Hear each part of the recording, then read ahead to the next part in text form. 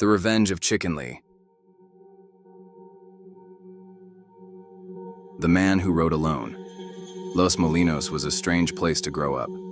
Even now, when the fog rolls in thick over the walnut orchards and the air smells like burnt diesel and dust, I can still see it. I can smell the crushed gravel on the highway. I can hear the chickens. Yeah, chickens. Hundreds of them. They wandered through backyards, loitered in alleyways, pecked at soda cups in the gas station lot. They didn't belong to anyone, not anymore. People stopped trying to catch them after a while. It was easier to just let them be, like ghosts with feathers. But if you'd asked anyone back then why the chickens were everywhere, they'd tell you the same thing. Blame Chicken Lee. I never knew his real name. Nobody did. We called him Lee, but the chicken part stuck because, well, he earned it. When he was younger, people said he used to sneak into yards at night, steal hens out of coops, then show up the next morning trying to sell the same birds back to their owners. When they refused, and they always did, he'd just let the chickens go. They scattered across town like fire ants. Lee wasn't quite right. I say that with the hindsight of an adult, but as a kid, we just thought he was weird. Funny weird. Creepy weird. He was short, like really short, and fat in that stiff, solid way, like a tree stump. He had thinning white hair and glasses that made his eyes look cartoonishly huge. His nose hooked downward, sharp and narrow, like a hawk's beak. He always wore old polo shirts tucked into pleated pants, and his shoes never matched. Sometimes Velcro, sometimes loafers, sometimes one of each. And then there was the tricycle. Lee rode an oversized adult trike all over town. It had a metal basket on the back, and behind that, he towed a little wooden trailer made from bicycle wheels and scrap plywood, and he always carried metal chicken cages on the trailer. The whole thing creaked and groaned with every pedal like it was one breath away from falling apart. The kids would laugh when they heard it squeaking down Sherwood Boulevard. Lee's highlight of the year was decorating his trike and trailer with red, white, and blue ribbons, streamers, and pinwheels, and entering the adult bicycle division in the 4th of July parade. Lee would ride down the road proud of his trike, waving at all the kids. Everyone would point and laugh. He was the local sideshow. The judges made sure that Lee won every single year and presented him with a trophy. The trophy was about 10 inches tall, a sparkly red shaft attached to a white marble base. It had a gold figure riding a bike at the top, and a bronze plaque attached at the bottom which said, "First place, Adult Bicycle Division, 4th of July Parade." Some locals thought it would be funny one year to make Lee the mayor. Although it was only an honorary title and had no real authority, they didn't let him ride his bike in the 4th of July parade that year. They forced him to ride in a convertible, and everyone pointed and laughed. But no one ever stopped laughing. That was the problem. It wasn't all bad. Lee had one friend in the world, Marty, an old black man who lived across the river in Tehama. Marty was kind, soft-spoken, and quiet. He lived in a sun-bleached house near the Sacramento River, and every summer, Lee would make the trip across the bridge just to sit in Marty's backyard. They'd fish, eat ham sandwiches, and drink Shasta sodas. Sometimes when we were swimming in the river, we'd see them, just two old guys, laughing like kids. I didn't understand it at the time. But now it makes sense. Then one summer, Marty tried to fix the wiring on his dock. His pacemaker wasn't built for sparks, and that river doesn't give second chances. They said it was quick, just a zap and a splash. Lee screamed, ran to the edge, and jumped in after him. Only problem was, Lee couldn't swim. He flailed in the current like a hooked fish, water surging over his head. Somehow, the river carried him to shore, coughing and soaked, his glasses missing. But Marty was gone. They didn't find Marty until November, 10 miles downstream near Woodson Bridge. A local man was salmon fishing. He thought he had hooked a snag at the bottom of the river. Then his line started to move, and his fishing pole started to bend over like he had a monster on the line. What the fisherman reeled in was not a fish. He said Marty barely looked human.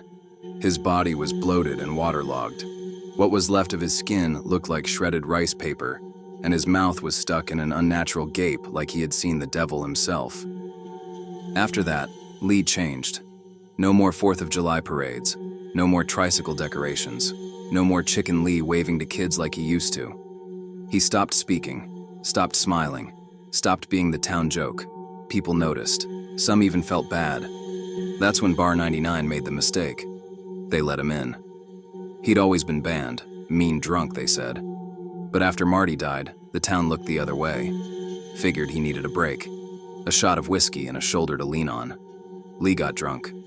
Real drunk.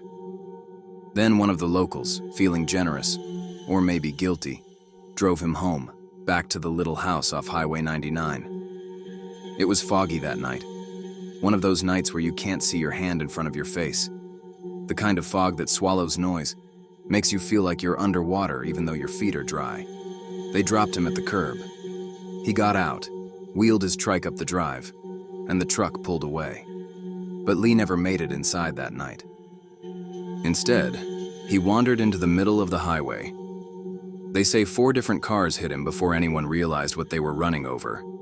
When the fog cleared the next morning, all that was left was the twisted frame of his trike, a torn-up pair of pants, and the kind of bloodstain you don't forget.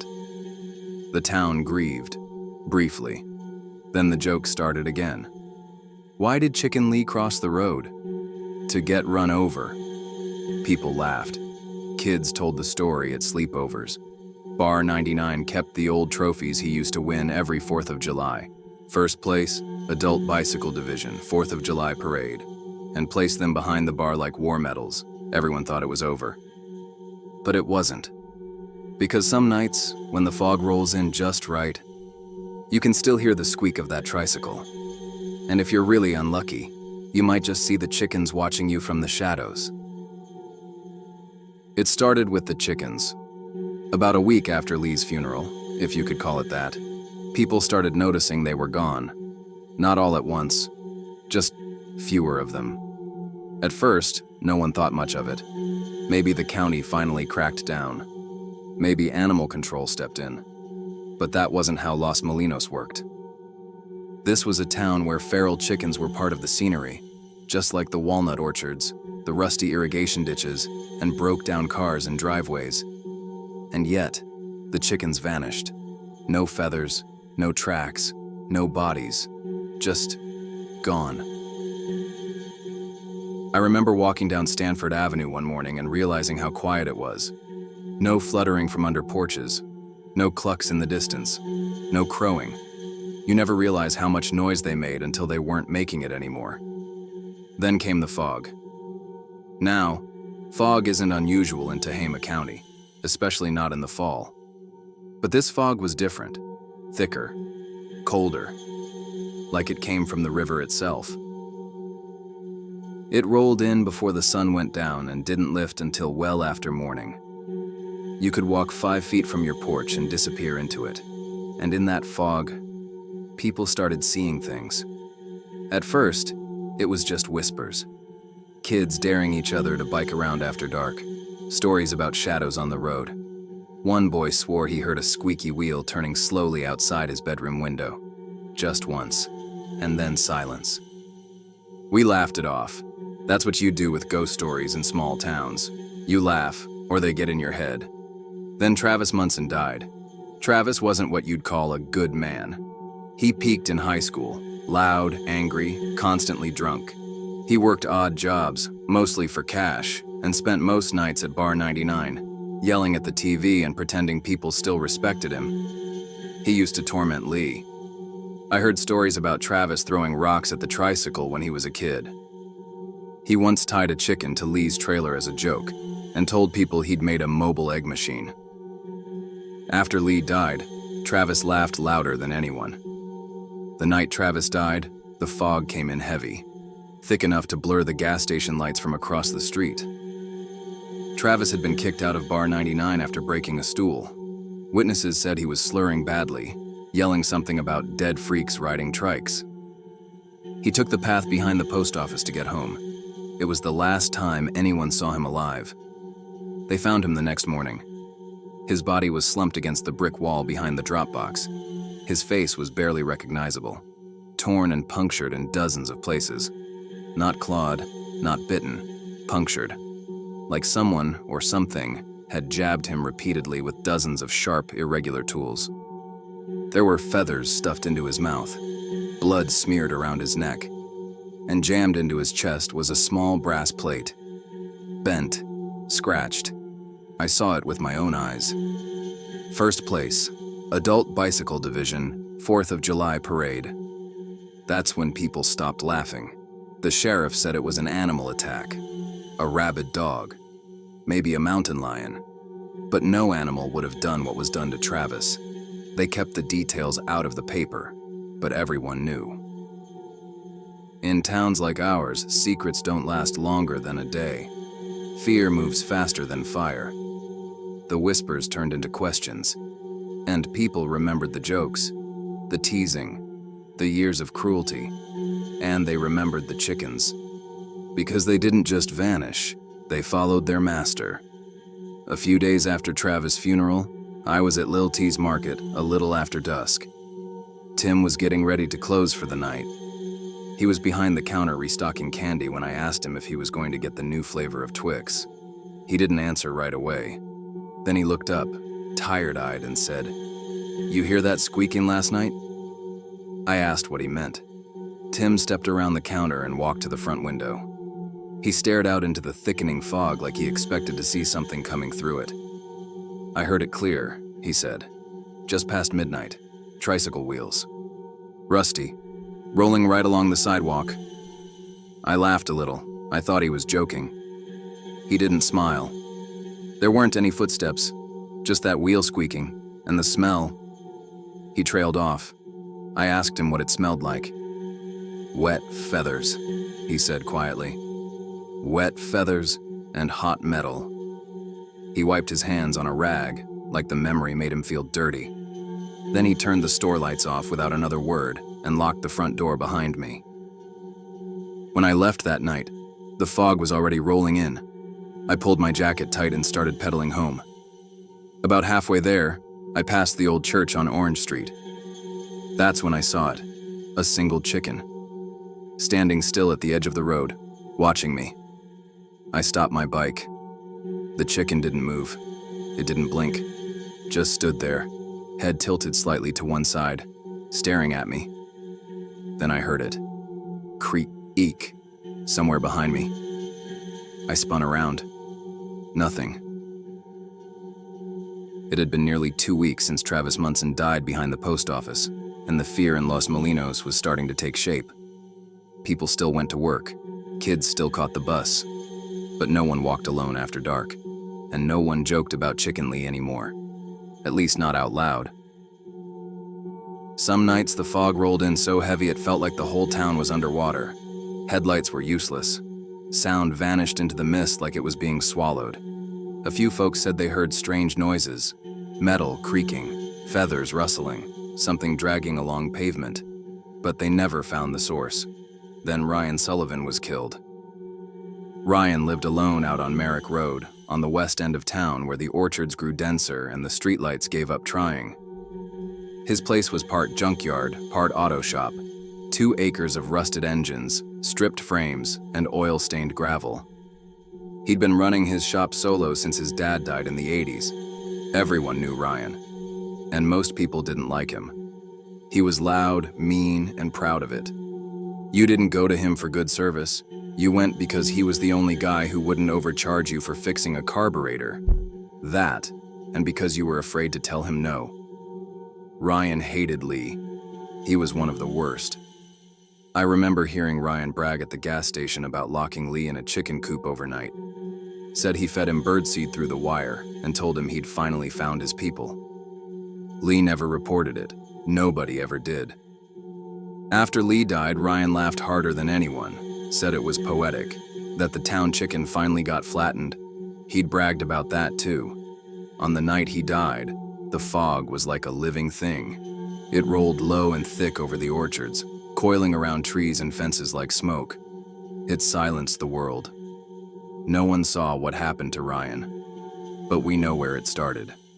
That afternoon, a neighbor down the road said Ryan had been drinking behind the garage, tossing empty beer cans into a rusted barrel. Around dusk, she heard him yelling, First at the fog, then at something else, something quieter. She said it sounded like clucking. Heard him say something like, "Come on, you little freaks. I'll clip your wings myself." Then silence. When the sun rose, she noticed the lights in Ryan's shop were still on, but no sound, no sign of movement, just fog hanging like a curtain over his yard. She called the sheriff. They found Ryan in the cab of a gutted 1972 Chevy truck, the body still up on blocks. The driver's door was open and Ryan, he was slumped behind the wheel, dead. His eyes were wide open, mouth too, stuffed with feathers. His face was torn in a dozen places, small punctures, deep and ragged, like something had pecked him to death. A bloody mechanic's rag was tied around a jagged metal plate, stabbed into the truck's cracked dashboard. First place, Adult Bicycle Division, 4th of July Parade. Same as the one found on Travis. They never released the official cause of death. The sheriff muttered something about coyotes and closed the scene. But no coyote ties trophies to dashboards. No coyote jams feathers into a man's mouth like a warning. And no coyote moves in silence like that. The fear came back fast. Stronger this time. Neighbors started boarding their windows. Kids stopped biking to school. One lady put up a chicken wire fence around her whole front yard. Said she wasn't taking chances. And every night, the fog came back. Thicker, colder, heavier. I rode past Merrick Road the day after Ryan's death, just to see. The driveway was roped off, but even from the street, I could see them.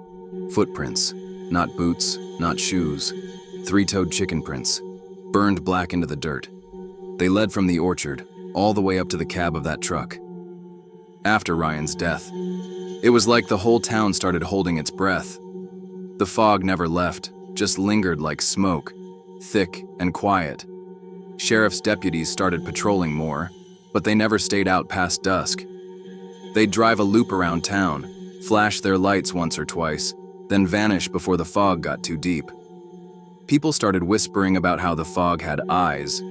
Parents stopped letting their kids walk to school. The chickens still hadn't come back, not a feather, not a cluck, not a single scratch in the dirt.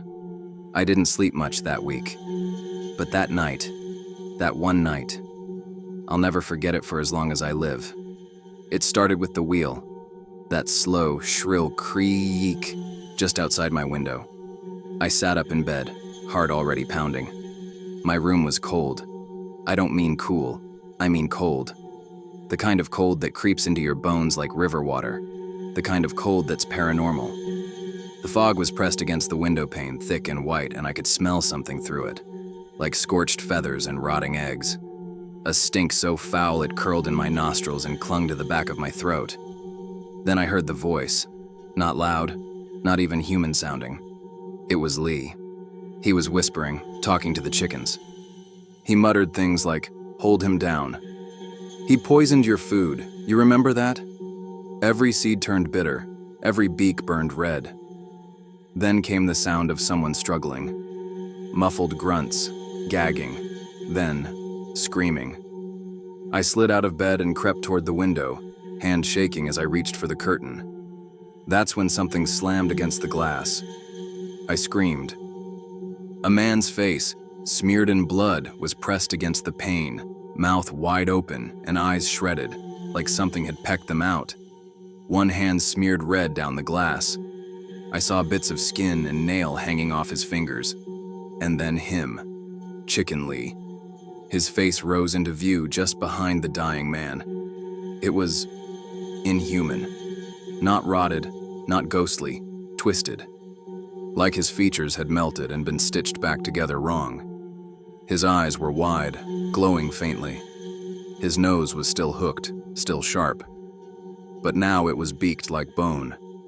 He held something in his gnarled, talon-like hand. A brass plaque. First place, Adult Bicycle Division, 4th of July Parade. With a slow, twisted grin, he jammed it into the man's neck. Blood sprayed the window like paint. The body dropped. I collapsed backward, screaming louder than I ever have in my life. My bedroom door burst open. It was my mom, then my dad. I remember them yelling, grabbing me, but all I could do was point to the window. They looked. The bloody handprints were still there. The fog was already pulling back. But the smell remained. Burnt metal, wet feathers, and something else. Something rotten and old. His name was Mike Roper. He'd been one of the worst to Lee. When Mike was a kid, he used to throw dead frogs into Lee's house. As an adult, he took it further. Once, he broke into the old barn in the orchard behind Lee's house. He poured poison into Lee's chicken seed just for laughs. Thought it was funny to watch the birds stagger and die. The sheriff's department showed up to my house within minutes. Deputy Roy and some guy I didn't recognize. They questioned me while my parents hovered nearby. They chalked it up to a bad trip. Said Mike had hurt himself running through the walnut orchard. They didn't believe me, I could tell. But they saw the blood on my window, and I knew what I'd seen. That morning at school, it was worse. The fog didn't lift, even after the bell rang. During lunch, a group of kids dared each other to sneak into the ranch behind the high school. Said there was a clearing that hadn't seen sunlight in days when they came running back. They were all crying and screaming. One said they saw a tricycle just sitting there in the clearing, and around it, chickens, perched on logs, fence posts, just watching, unmoving, waiting. That afternoon, the owner of Bar 99 arrived to open the bar and found his front door hanging open. Nothing was stolen. But behind the bar, the trophies were gone. Lee's trophies. And across the wooden floor, chicken prints. Black and burned in, like the dirt had seared itself into the planks. In the bathroom, written on the mirror in grease pencil, "This town is cursed." On my way home from school that day, I was riding my bike through the alley near Josephine Street. That's when I saw him, Marion Mapes. He stepped out from behind his trailer, looking like a crypt keeper. His face was streaked with black and brown spray paint, maple leaf silhouettes all across his cheeks. His clothes were soaked, caked with mud. He wore no shoes. He pointed a crooked finger at me. "They should have never let the Birdman die wrong," he croaked. "He's not dead, boy. He's just waiting for the music." I started to pedal a little faster. Marion twitched, his head tilted, and he yelled, "The one below, the one older than the trees. He picked Lee. Now he rides for him. That trike is more coffin than bike now." Then he vanished, ducked back behind his trailer like smoke. Before I could even process it, a school bus roared past. Tires screeched. The door flung open, and Rose, short, angry, and wild-eyed, leaned out screaming, "Get off the damn sidewalk or I'll run you flat." I pedaled like hell. Monday morning, something even worse happened. When I walked into homeroom, the lights were off. The windows fogged. The room was dead silent. On the chalkboard, written in chicken blood, "Bar 99 Freebird, Midnight Flames." I stared at it, but nobody said a word. We all just sat there in silence, and that's when I knew something was coming, something far worse. After I saw the message on the chalkboard, "Bar 99, Freebird, Midnight Flames," I didn't say a word. I didn't need to. Something about it was so specific, so intentional, it clung to me like a parasite. The words burned into my brain. No one else seemed to see them, or maybe they just pretended not to. But I know what I saw. I know what it meant. That day, the school felt like a funeral home. Quiet. Everyone just moved slower. The fog didn't lift at all. Not even by lunch. By the time I got home, half the town had heard about the chalkboard message, even though the school tried to keep it quiet. Word spreads fast in Los Molinos, especially when it's something weird. That night, the town buzzed like a live wire. Some people locked their doors before the sun went down. Others, they laughed. A few of the local drunks, guys who used to harass Lee back in the day, thought the whole thing was a joke. I heard them talking outside Crosslands when I rode by on my bike that evening. "Bar 99's haunted now, huh?" Better pour a shot for Chicken Lee. I'll bring the damn Freebird CD myself. I recognized them. Wade and Terry Smith, that old drunk Ray who drove the beat-up Chevelle, and someone they called Big Chuck, a guy with a voice like gravel and arms like tree trunks. They were already buzzed, passing around a flask and cracking jokes like this was some Halloween stunt. I say we go tonight, Wade said. If Chicken Lee's coming, I want to see it. They were the kind of men who thought cruelty was funny, the kind who never grew out of being bullies. And they were going to Bar 99 that night to taunt a ghost they didn't believe in. They shouldn't have gone. Later that night, I couldn't sit still. I kept looking at the clock. 11:35. 11:40. By 11:45, I was pulling on my jacket. I snuck out my bedroom window into the fog. I pushed my bike to the street and pedaled toward the bar. The fog was thicker than I'd ever seen it. It didn't roll. It hung. Dead air. Like the whole world had stopped breathing. There were no stars, no streetlights. Just the dull orange glow I started to see through the fog as I got closer.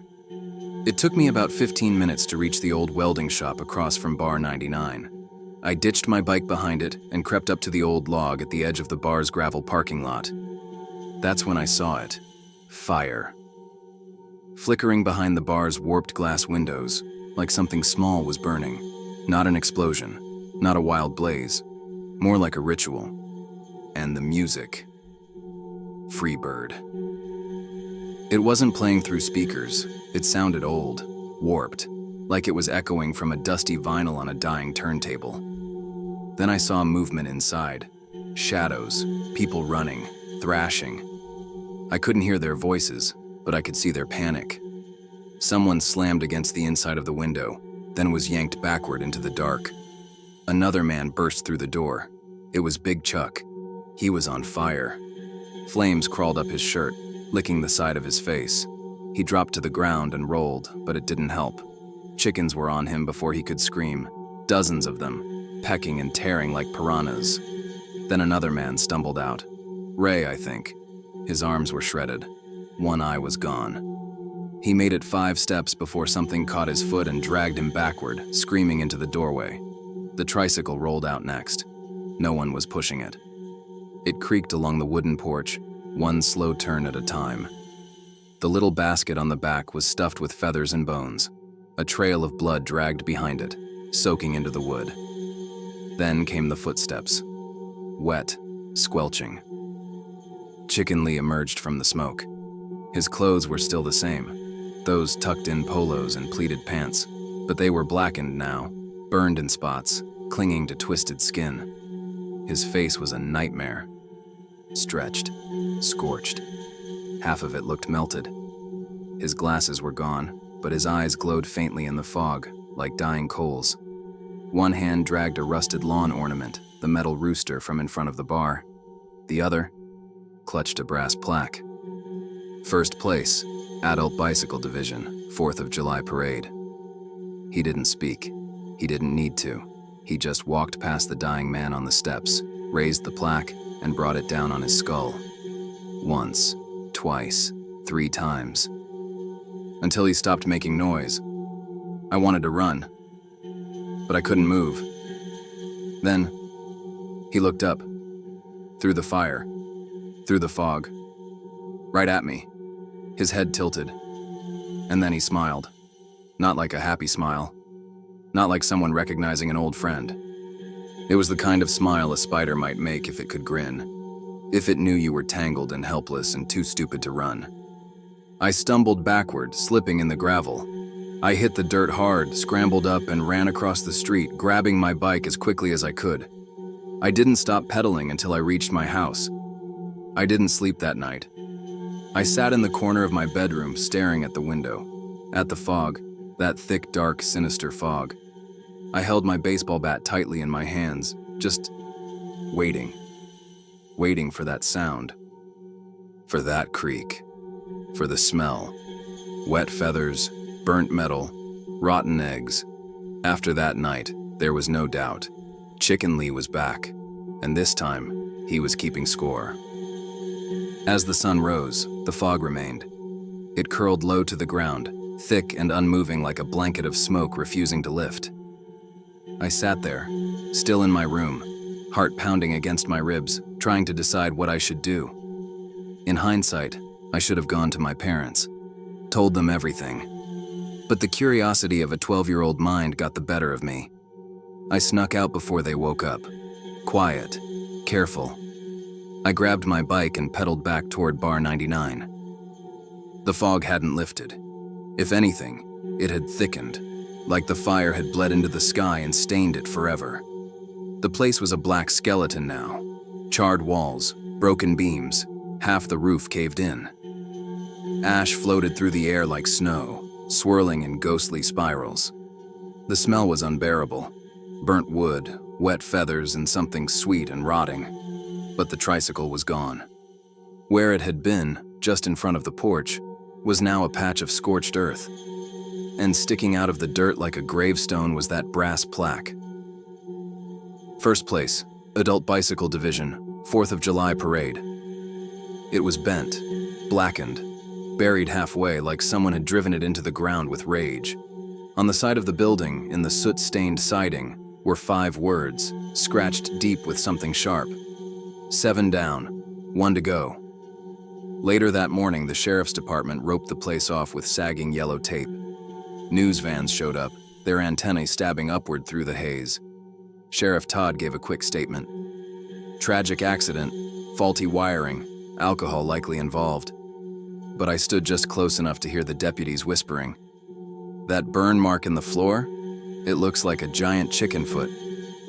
And their bodies, man, they were arranged, like some kind of ritual took place. They weren't confused, they weren't skeptical, they were scared. I met up with David, Adam, Charles, and John later that afternoon, out by the railroad tracks behind Adam's parents' house. We didn't need to call each other. We just knew. They'd all seen something. David said after the classroom emptied out, he stayed back and watched the chalkboard message disappear, faded like a breath on glass. Charles said when he woke up, feathers were falling outside his window. Dozens of them, drifting down like snow despite no birds in town for weeks. John said his dog, Maverick, refused to go outside, just sat at the door whining, tail tucked, teeth chattering. No jokes, no nervous laughter. Something was happening. I told them everything. Mike Roper, the blood on my window, the fog that never left, the whispering, the tricycle, the message scratched in the soot at Bar 99. They didn't doubt me. Charles just looked off toward the horizon and said, "He's working a list." We started connecting the dots. The victims, every one of them, had done something to Lee, something cruel. Travis tied a dead chicken to Lee's trailer. Ryan locked him in a coop and bragged about running him over. Roper poisoned his chicken feed. Wade and Terry Smith threw firecrackers into his coop for fun. Ray slashed the tires on Lee's tricycle. Big Chuck dragged Lee into the canal after the parade and made him watch as he drowned a sack full of chickens. It wasn't random, it was payback. Adam's voice broke the silence. "What about Danny Hall?" We all turned. "He was worse than any of them," Adam said. "Stole from Lee, broke his mailbox, tied chickens to the train tracks and made Lee watch." Danny lived near the old trailer park out past the Walnut Groves on Tehama Vina Road. We didn't talk. We just mounted our bikes and rode. The shortcut along the railroad tracks got us there faster, but the fog got worse. It thickened like soup, like something alive. It clung to our skin, soaked into our clothes, made it hard to breathe. That's when we heard it. The rustle of feathers, the faint clucks, the scrape of tiny claws in the bushes. Things were running alongside us in the brush, following us, hunting us. We pedaled harder, breath wheezing, legs burning. The main road was ahead, just beyond the last walnut row. And that's when we saw them. Bloody chicken prints, veering off into the orchard. Then, a scream. A single, horrible scream that died almost as quickly as it began. We dropped our bikes and ran, feet crunching dry leaves, hearts pounding. The air stank like death, iron-rich blood and spoiled meat. We found Danny Hall, or what was left of him. He'd been torn open from stomach to throat. His guts were smeared across the grass like paint. His eyes were missing, lips gone. His mouth was stuffed with damp black feathers. His nose, just bone. Ears, shredded like hamburger. A brass plaque was jammed into his throat. First place, Adult Bicycle Division, 4th of July Parade. I backed away, bile in my throat. That's when I saw the message on a nearby tree, carved deep into the bark. One more, just for fun. Charles turned pale. "He's off the list," he whispered. "What?" Adam asked. "He's done with the list," Charles said. "He's not just getting revenge, he's enjoying it now." We didn't speak, but the silence said everything. That night I had a dream. A dark shed, hidden deep in the orchard. The air was thick, gagging thick, with the smell of old feed, blood, and something chemical. Marion Mapes stood in the corner, half shadow, half real, whispering in a language that didn't belong to this world. Lee was there too. His back was hunched, spine twitching, bones clicking with every movement. He held something in his hands, something that pulsed like a heart. He turned to a trap door in the floor and lowered it in. When he looked up at me, he smiled. Not with teeth, with something worse. I woke up choking. Sweat soaked my sheets. There was dirt under my fingernails, and on my pillow, a single damp chicken feather. After Danny's death, Los Molinos locked down tight. Sheriff's deputies started patrolling in pairs, rifles visible, but none of them looked confident. I overheard one whisper outside Crosslands, "We're not dealing with a man." Stores closed before dusk. Church services were canceled. People crossed the street to avoid even a whisper of the fog. The town had gone silent, except for the chickens. They were back now, but something was off. They didn't peck or cluck. They didn't scratch the ground or flap their wings. They just stood, on rooftops, fence posts, even telephone poles, staring, watching, silent as statues. I met up with Adam, David, Charles, and John again behind the railroad tracks near Adam's parents' house. No one joked. No one called names or shoved shoulders. "I had a dream," I told them. "A shed, in the orchard behind Lee's house, a trap door, something alive." They didn't laugh. Charles brought a heavy flashlight. David had a crowbar. John held his dad's old hunting knife in a cracked leather sheath. Adam didn't say much. He just looked angry, fists clenched. We all knew what we had to do. The orchard behind Lee's place was where we'd find answers. We didn't wait. Just after 10, we rolled through town on our bikes. Tires crunching gravel, the occasional click of a loose chain. The deeper we went, the thicker the fog became. The walnut orchard swallowed us whole. The trees leaned in overhead, gnarled like old hands. The air was dense, moist and heavy with rot. Every breath was a mixture of wet feathers, blood, and the sour stink of moldy chicken feed. The silence was absolute, broken only by our breathing and the occasional creak of a rusted branch. Bones littered the orchard floor. Chicken bones mostly, but some were bigger. A tan sleeve hung from a low branch. Still pinned to it was a bent sheriff's badge. Then David pointed. There. Lee's old tricycle. It sat half buried in the dirt, rusted and unmoving. A ring of black feathers surrounded it like a ritual site. In the rear basket, cracked eggs leaking green sludge that hissed as it hit the ground. None of us spoke. We moved deeper. The shed appeared like a mirage through the fog, old, leaning, half swallowed by the earth. Only the top of the roof and the upper doorway remained above ground, crooked and broken. David forced the door open with the crowbar. A wave of rot and ammonia hit us so hard it staggered him. He doubled over, vomiting onto his shoes. Charles swept the flashlight around. Dust swirled. Cobwebs glistened with moisture. The beam caught something metal on the ground. A trapdoor, just like in my dream.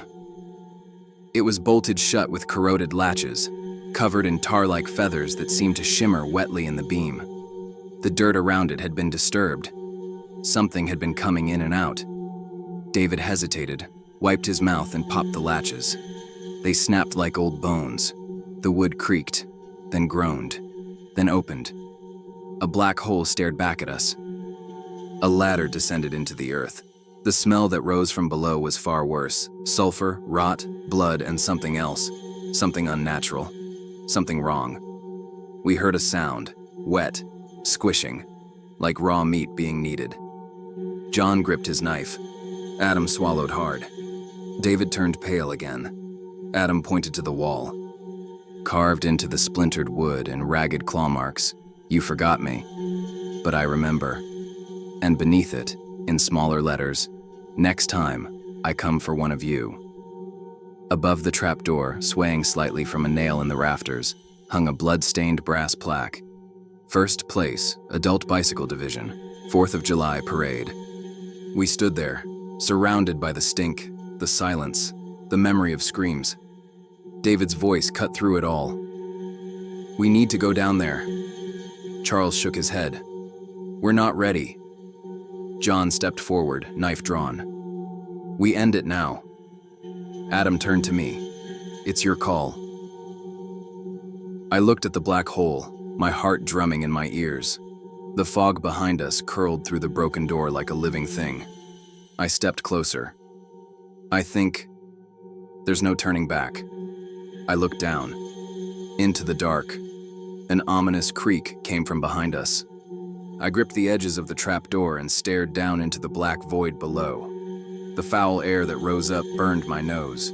Sulfur, rot, feathers. Every instinct told me to run, but I couldn't. We couldn't. David descended first, his crowbar slung over his shoulder. John followed, knife out. Charles and Adam were quiet.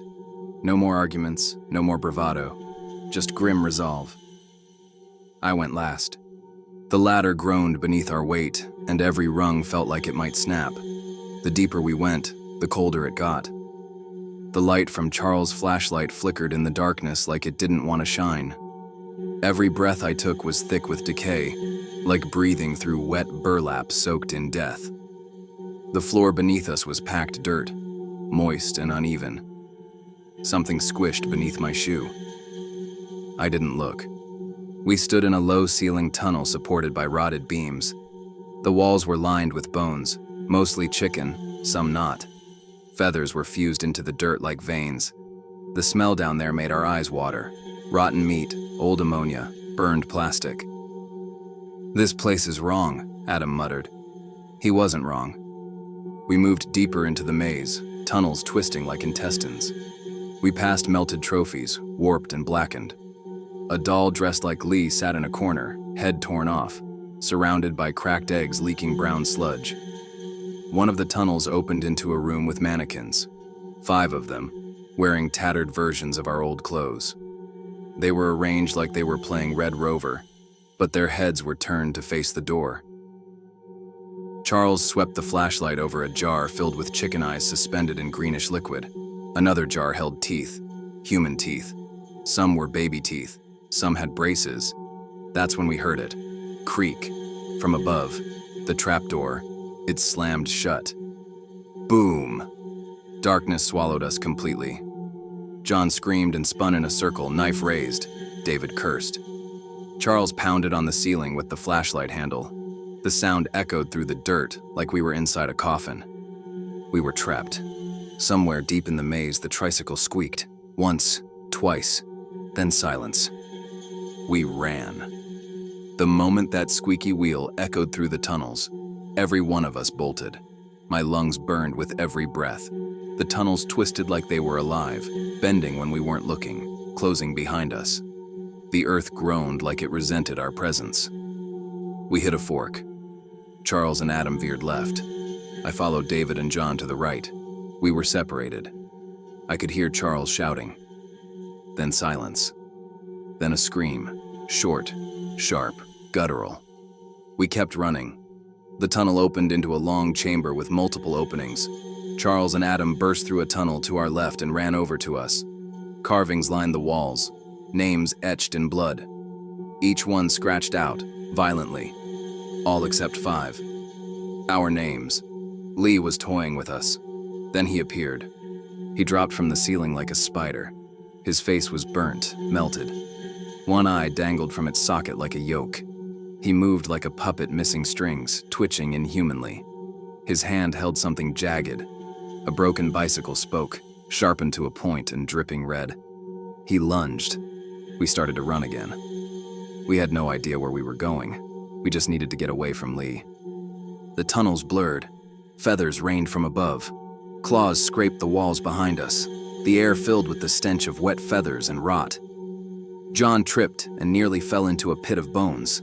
David grabbed him just in time. The bones crunched under his shoes.